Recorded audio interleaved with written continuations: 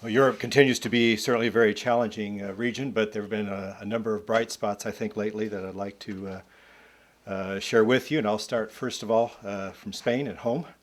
And most of you are aware the Peace and Hope network of immigrant churches is going well. And they have, between worshiping groups and discipleship group, about 160, 170 people now who are involved in some way. And one of those groups is a Bulgarian group. And one of the members of the group named Rumen had to go back to Bulgaria, and he's gone back there to live.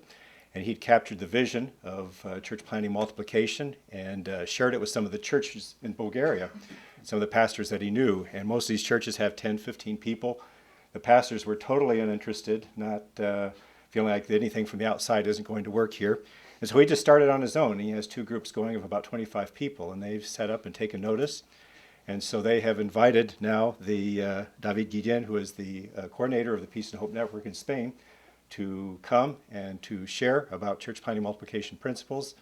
And he's going the 17th to the 21st now this month to get the lay of the land. And so who knows, we may see a new country opened in the region just through this natural bridge.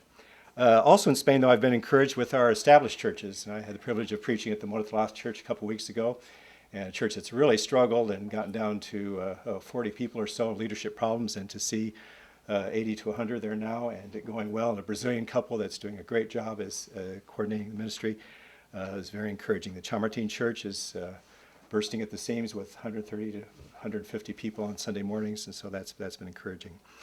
In Hungary, we had a new couple, Jonathan and Corinne Long, who arrived last May. And when they were there, they were recommended a babysitter who they've developed a good relationship with. And this young woman named Sophie just came to know the Lord. They have started, they've got a group Friday night meeting in their home. Another young man has come to know the Lord, basically accepted the Lord at home on his own at night. And so we're encouraged with what they're doing and involved in ministry. In the town of Vats, we've really struggled to get something restarted there, but we do now have a small group going there. Sekish Verhavar, that unpronounceable name, where we have several groups going. They did have their first baptism last year, and they are preparing someone else for baptism now. Ukraine, the Marshals are doing well with their English clubs and have a life group that's meeting on Sunday mornings, which is basically a church service in their home. And they have one now who came to know the Lord, a young woman in 2008 who is now involved in discipling others and discipling 3 other young women, which is encouraging. And we have a new couple slated to go to Ukraine, the Susidkos, who are based from OMS Australia. He is Ukrainian, she is Australian, and they'll be going to a town that they've been in before to be involved in church planting. In Central Asia, we've had some struggles with the denomination there as far as vision for planting new churches and all, and so it's been difficult, but there are some who are interested in receiving more, and our couple there, the Kaplers, have decided to actually start a new church themselves, which I think will be an encouragement to them, but also will give them additional credibility, I think, as they work with some of the pastors who are interested in church planting multiplication. So they've started a service in their home. It just started with their family, but they had their first person come a couple weeks ago, a non-believer who came to the service, a student of Sarah's, and so we certainly appreciate your prayers for them as they've got some real challenges in that country. In Russia, we appreciate your prayers for a summit we're looking at having next month with our church denomination there. We're basically going to discuss a number of partnership issues, but most importantly, how we could perhaps work together to plant churches in the future. Russia's difficult as far as personnel goes. We're similar to Latin America in some transition mode in some ways. Just have one missionary on the ground there at the moment, Laura Hendrickson.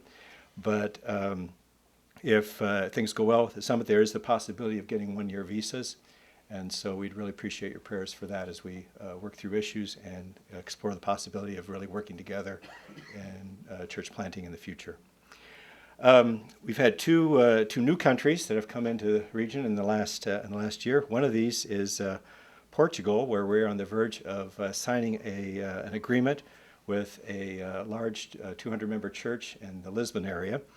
And this is a church with a real vision for expansion. They have a Ukrainian service that meets simultaneously with their service with about 50 people on Sunday mornings. They have a group from Guinea-Bissau that meets on Sunday evenings. They have a vision to reach out and mobilize the immigrants that they're working with to reach other immigrants, but also to reach several towns with the gospel toward the east of Lisbon.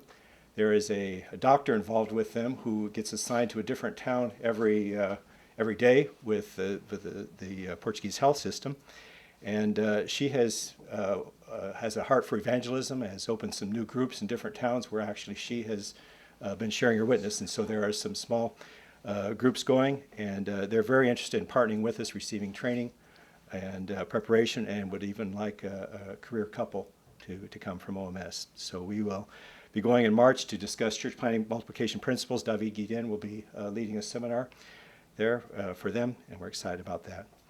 The other new country is Israel, where we've accepted our first OMS missionary there, and it was a privilege for me to go last month to visit with them. Unique place. I've never been anywhere quite like that, as some of the challenges that they face. We're working with a congregation there of about 120 people who have a vision to start new groups, new small groups. They meet in four different languages.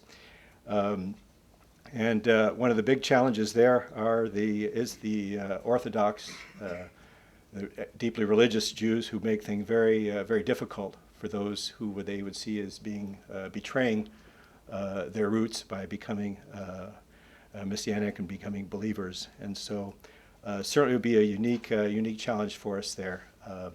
The family there is Israel's very much. I was impressed that it's a very developed country, very much at least on the level of Southern Europe, and so the challenges of funding and all are going to be great.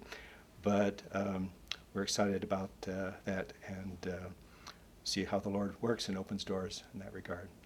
But continue to pray for Europe. It is challenging, and pray that our workers will keep encouraged, and that these seeds that are planted that are continuing to blossom, grow, will continue to grow and expand, and Lord's church will be built. Looking in Estonia, we do have the one couple there from Canada. He's Canadian, she's Estonian, and we have entered into some dialogue with them.